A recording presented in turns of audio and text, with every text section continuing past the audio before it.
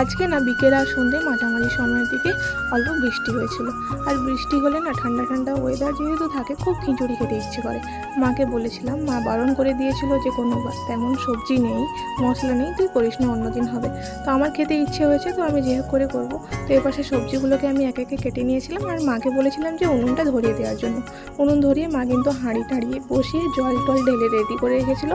আমি এখানে চাল আর মুসুর ডাল কাপ অনুযায়ী মেপে ভালো করে ধুয়ে কিন্তু হাঁড়িতে অল্প সেদ্ধ করতে বসিয়ে দিয়েছি।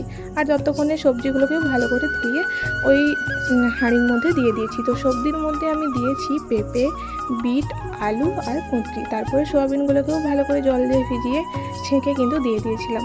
আর অল্প খিচুড়ির মধ্যে কিন্তু দিয়েছিলাম লবণ আর হলুদ। সবজিগুলোকে আমি কোনো ভাজিনি, তোমরা চাইলে ভাজতেও পারো। আর মশলার জন্য ব্যবহার করেছি পেঁয়াজ, লঙ্কা গুঁড়ো, লবণ, হলুদ, কাঠচকালি আর এলাচ। ভালো করে জল দিয়ে মশলাটা ভালো করে ফুটিয়ে নিয়েছি। আর ততক্ষণে কিন্তু আমার খিচুড়ির চাল ডালটাও ভালো করে সেদ্ধ হয়ে গিয়েছে। মশলা কষানোর পর হাঁড়ির মধ্যে ঢেলে দিয়েছি, ব্যাস।